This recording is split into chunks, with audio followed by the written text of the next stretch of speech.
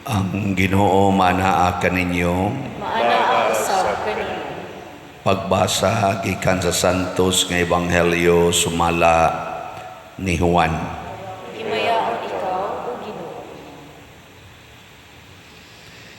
Nasubo si Jesus pag-ayo ug miingon sa walay lipod-lipod ngadto sa iyang mga tinun-an.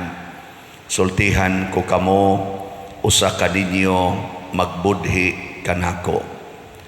Nagtinan-away ang mga tinun-an ug nahibulong pag-ayo kon kinsa kaha ang iyang gipasabot. Usa sa mga tinun-an nga gimahal ni Jesus naglingkod tupad kaniya. Si Simon Pedro misinias kaniya ug miingon pangutan-a si Jesus kon kinsa ang iyang gipasabot. Busa ang maong tinun-an midip-ig kang Hesus ug nangutana kinsa man siya Ginoo. Si Jesus mitubag, ituslob ko ang paan sa panaksan ug ihatag ko sa magbudhi kanako. Busa mikuha siyag paan ug ituslob niya kini sa panaksan ug ihatag kang Judas, ang anak ni Simon Iscariote. Sa pagdawat ni Judas sa paan, si Satanas misulod kaniya. Miingon kaniya si Jesus, buhata dayon ang buot mong buhaton. Walay usa niadtong didto sa kananan nga nakasabot nganong gisulti kadto ni Jesus kang Judas. Ug sanglit si Judas man ang nagkupot sa puntil sa kwarta.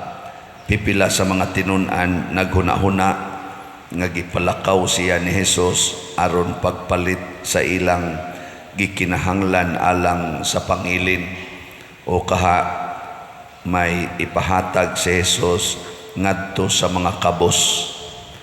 Gidawat ni Judas ang paan ug midali siya paggula. Gabi kadto. Sa nakalakaw na si Judas, miingon si Jesus, karon ang himaya sa anak sa tao gipadayag ug ang himaya sa Dios gipadayag pinaagi kaniya. Ug kon ang himaya sa Dios gipadayag pinaagi kaniya, nan ang Dios magpadayag diha kaniya sa himaya sa anak sa tao ug kini iyang buhaton dayon. Mga anak, dili na ko magdugay uban kaninyo. Mangita kamo kanako apan sultihan ko kamo karon sa akong gisulti sa mga Hudiyo. Dili kamo makaadto sa akong adtuan. Si Simon Pedro nangutana kaniya, Ginoo, asa ka man moadto? Si Jesus mitubag, dili ka pa karon makaadto sa akong adtuan apan makaadto karaon niya. Si Pedro nangutana, Ginoo, nganong dili man ako makauban kanimo karon? Andam ako pagpakamatay alang kanimo. Si Jesus nitubag, andam ka bagayon pagpakamatay alang kanako.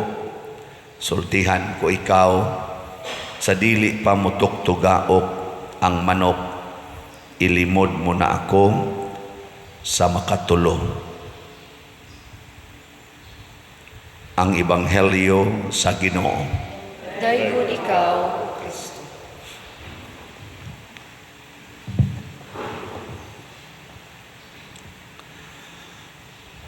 Dinhis kalibutan ang banggiitan nga kuan gahom, maugyod ang gahom sa taman Ginoo o yawa. Gahom sa yawa mo na banggiitan mo nang daghan nato dali kayong yawaan. Sige, lingi ay mong tupad ina mustaman ka giyawaan ka. Sige na. kanang wa mangutana sa silingan sa iyang tupad, siguro na gyud kong giyawaan na. Si Judas giyawaan. Diha gid siya duol ni Hesus gani siya pagyigi tagaan ni Hesus og kanang iyang pan bangang giana nga iyang gingon ako ning lawas, iyang gitunulan si Judas.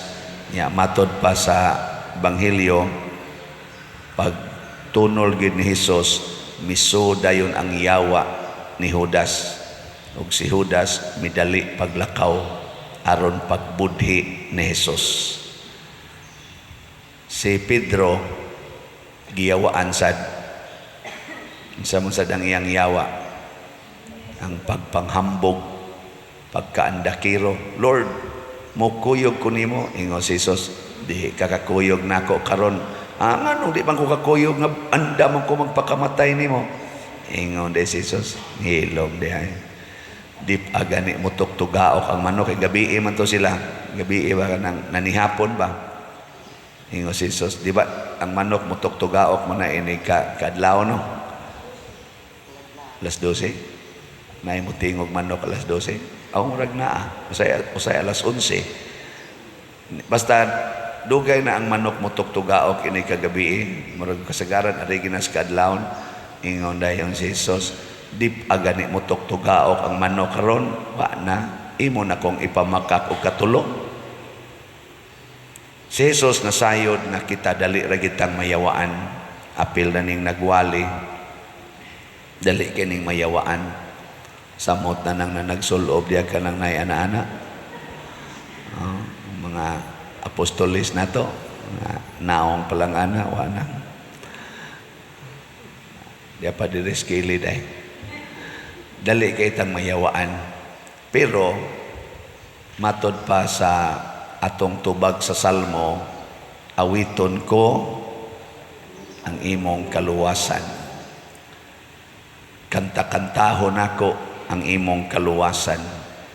Ang kaluwasan nato wa magagad sa atong abilidad o sa atong kusog. Nabitay uban mo ingon, di lang ko mangumpisal pa diroy kay makasaha raman gyapon ko. Naman na ato mga rason ni nana, no? Unya na lang ko mangumpisal kung din agyod ko makasaha. Mao na ato mga sagad nga kuan. Di lang sa ko musimba kay maura man gyapon, nagpuyo-puyo man ko. Unya na lang ko musimbag balik, basta di na ko magpuyo-puyo kay mauwaw, kay kos Ginoo. Sige ra ba nagwalis Padersiano nga ang nagpuyo-puyo, bisag ka ng civilly married, di gina pwede mga lawat. Di sana matagaag absolusyon kay gasigi magpuyo. Da, mauwaw ta oy. Mauwaw tas Ginoo. No? Mao ba na inyong kasagarang rason? Ug mao na inyong rason, wa mo'y uwaw.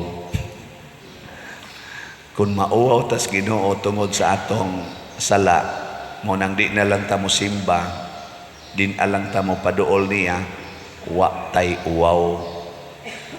Ngano man, sige man kang pahimos sa gihatag sa Ginoo. Siya may naghatag natos kaluwasan sa maaning hangin, tubig, yuta, kining atong ginhawa, kining tanan nato. Siya may naghatag adlaw. Nya sige kag pahimos ana, nya magsikag ingon, di lang ko moduol sa Ginoo Nya sige kag kaon sa iyang hinatag, sige kag pahimos niya. Wa kay uwaw. Sige. Lingay mong tupad. Inaon sa man ka, wa kay uwaw o naay uwaw.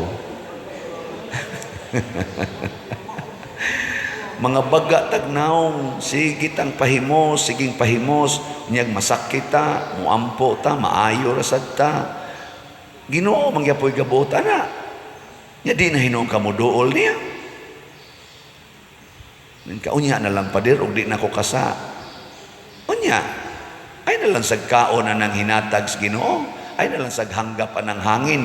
Unya na lang hanggap sa hangin nga hinatag sa Ginoo. Ug wa na kaysa. Kay uwaw ka. Ay na lang inuman ng tubig nga hinatag sa Ginoo. Kay Nakasa pa man ka. Mukaon day ka ng pagkaon sa imong tao nga gilikayan. Mukaon day ka na. Tuwa kay uwaw, sige lang yapon kag puyo-puyo. Sige lang yapon ka dihang pakasa, sige lang yapon kag pamalikas, sige lang yapon kabit-kabit, sige lang yapon sugal. Unya, why simba-simba, why pagpaminaw sa atong mga recollection, Lenten recollection. Kasi nakatambong ninyo sa Lenten recollection nato gabi ta sa kamot. Tanawa, di ba jutay ra. Ang uban sa dahang kapoy kay padire. Duka kayo ikuman. Karong gabi na nasa Lenten recollection, alas 7 mong sugod. Saman, nambong mo dili. Kana. Nagyot tambong. Bahala na kuan. Wow. May Merkulis na pagitay Lenten recollection dito sa mga chapels. Hurot-hurot na to yung mga chapels na agitay Lenten recollection sa tong nag-angat ang Simana Santa. Nya ato pagininggi hunahunaan karon nga maghimo tag selebrasyon aron makatilaw ang mga kapilya kay lagyo maning atong mga kapilya dinhi atong mga barangay sa Sambag, sa Lataban, sa Tabla, Santa Cruz, San Roque maghimo sa tag selebrasyon sa Huwebes Santo o sa Sabado Santo aron makasinati sila sa pag kaning kanabang Last Supper nga misa niya makavigil pod sila didto sa Blessed Sacrament niya makasinati pod sila sa bag-ong tubig ug bag-ong kayo nga atong i-celebrate para sa Easter Vigil aron makafeel sila kay nayuban dito sa bukid in town nangamatay na lang wa gyud kasuway ani. Pero mga nindot man nga event. Pero ang atong Bernie Santo, anhita magtigom tang tanan dinhi kay naaman tay foot procession inighuman atong iprosesyon ang haya sa Ginoo. Nga ikuyog sa nato ang atong mga santos kay haron murabag maka sinati ta ba nga kining pagkamatay ni Kristo naa na day mga bunga ni aday daghang nga santos na ani.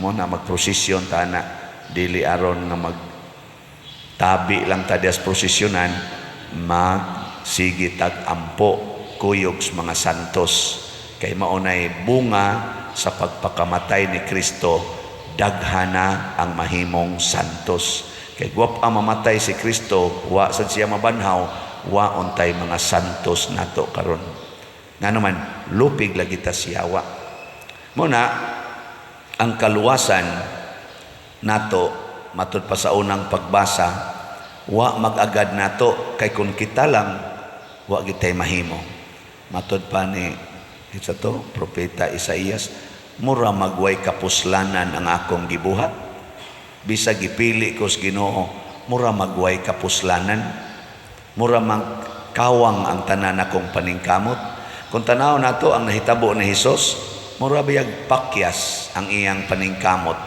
nganuman sa 12 ka apostoles nga special niya nga kauban murag gibiyaan siya sa tanan na inibudhi niya na inipamakak niya nanagan sila why miunong sa panahon sa iyang kalisdanan o kamatayon pakyas gibiyaan siya sa tanan niya ikalagutan siya sa mga leader sa katawhan murag pakyas di ba mo bitaw na kita dinhi sa abisag asang nasod ang atong mga leaders ato man na silang butangan og rating unsa titawagan ang rating kana bitang trust rating awa mo minaw na kana bang retreat sila ba pilay rating trust rating niya sa katawhan karon ana naman ay magsorbi-sorbi ana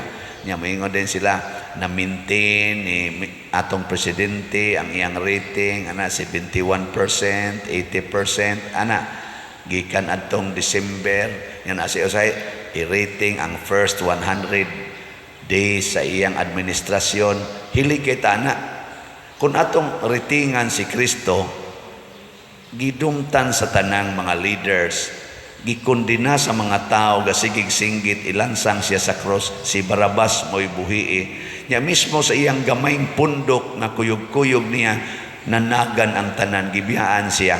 Og ato tong sorbihon sila tanan, pila may rating ni Kristo? Ha? Wa may nipabor niya, nanagan man. Pila may rating? 0. Nga naman, bati ni nga pagka-leader, di mo sokol. Di mo sokol. Magpatamparos lang, magpabilanggo lang, way ayo. Dili siya ligon. Di ba, maglagot mo ta ng leader nga inigingon sa laing nasod, ang kunon ko ni dinhi, moingon lang sa, okay ra, sa animal man yung lidera, sokol ta, ganahan ta ng leader, baka ng isog, patay yun.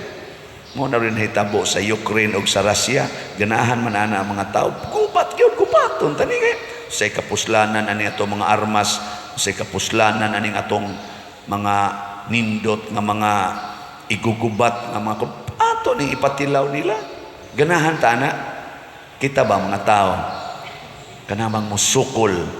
Uy, si Jesus, tamparoson, magpatamparos man lang, latiguhon, magpalatigo man lang. Ganahan mo ang klasiyas leader? Ingnon ra makahigugmaa imong kaaway, pasaylua lang. Ganahan ka na? Hoy, tubag. Oh, hasta gani nato karon wa ya po'y ratings Kristo. O di mo, di mo. Kanang di mo bayad sa utang, ayaw nalang nagpaningla, ana, igagod. Kanang mangilog sa imong yuta, ihatag nalang ng yuta, ay nalang pagkiha-kiha dito, kay managsuon ramansad mo. Kasagaran na magkiniha, ay mga nagsuon ramansad na. Sikbit-sikbit ba? Mga buangon kistanan. Kristo, ang sabi niya, lang, hatag lang. Niya, ganahan ka na.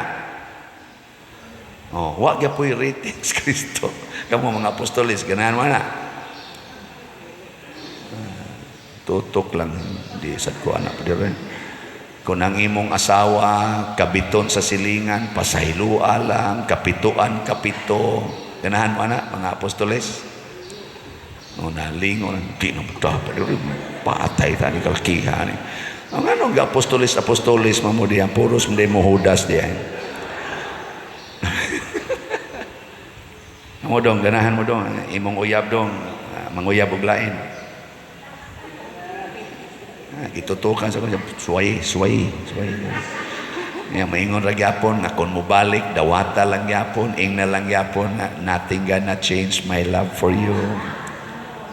Kamu mga asawa, mga bit inyong bana, ingnon ra mo pasaylua lang. Nya inig ulit tamparoson ka, ipatamparos lang pikas. Ganahan mo na. Mga asawa, nalingo gyapon. Apil paglingo ang liktor. Basa-basa pa diri ang pulong sa Ginoo. Nag-abot ito, bahala ng pulunga. Ay, kapo yung pulunga. Mga hudas na kasagaran din niya. Nyaging nun mo sa Ginoo, pamalit mo slat. Ganahan mo na. Mora ginay inyo. ako ganahan sa guwana. Palit mo slat. Pero dili ra na kutob sa pagpalit og slat. Ang pagpuyo sa kinabuhi. Practice raman ang pagpalit og slat. Yang imong para sa kaugalingon, ipaambit mo sa uban. Practice ra na. Ang actual gyud kanang tao nga imong higugma agid na maging sino pa man siya. Muna si Kristo nahigugma gid ni Judas, bisan pag si Judas nagbudhi na niya. Si Kristo nahigugma gyapon ni Pedro, bisan pag namakak na si Pedro. Nahigugma gyapon siya mga apostoles, bisan pag nanagan sila panahon nga siya gidakop o gipatay. Ug nahigugma siya natong tanan, bisan pa man gabalik-balik na laning atong sala. Sige gyapon tag simba ang Ginoo, sige gyapon tunol, lawas ni Kristo. Amen. Lawas ni Kristo. Amen. Igabot nga tusunahan, adi madaan ang isulting Kristo. Nga siging kaos Ginoo, mga watay uwaw. Pero kay ang Ginoo lahi man siya hinigugmaan nato, magpakauwaw ta sa pagdawat kaniya bisan dili ta angayan. Mo na inigdayon natong kalawat, Ginoo dili ako angay mo dawat or mo kalawat kanimo, apan ipamulong lamang og mamaayo ako. Mao ni ang kaluwasan gikas Ginoo. Pero di ta magpabilin diha nga magsalig sa luom takos Ginoo. Mo effort pud ta, mo effort ba? Kung nakaysa karon, biyai. Kutob sa mahimo, biyai gyud. Matod pa ni San Agustin, ayaw gyud ikondisyon ang imong hunahuna nga mobalik ka pagbuhat og sala. Matod pa ni aning atong San Vicente Ferrer.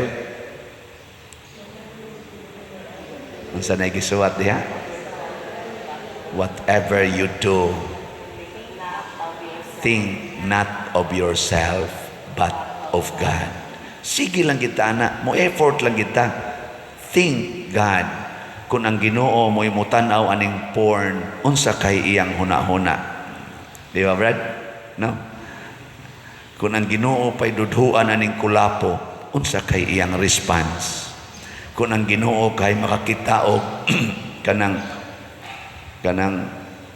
balay-balay sa suertres, unsa kay iyang buhaton, mupatad baka siya. Ano ba? Think of God. Kung ang Ginoo kay tupad-tuparan aning mubo kay short, niya mo dipig-dipig dayon, unsa kay iyang buhaton. Kung ang Ginoo kay tagaan aning daghan kayong slots nga gipamalit, unsaon ka niya paggasto. Mo sa dayon naon-naos pare. Niya ang asawa ang Ginoo kaha maoy budhian ug bana nga mga bit, unsa kay reaksyon sa Ginoo. Think not of yourself but of God. Sige lingi imong tupad. Ingna kung ang Ginoo pay nakatag-iya ang imong kilay, unsa kay buhaton sa Ginoo. Think not of yourself but of God. Di ba? Sige na, manindog na ta.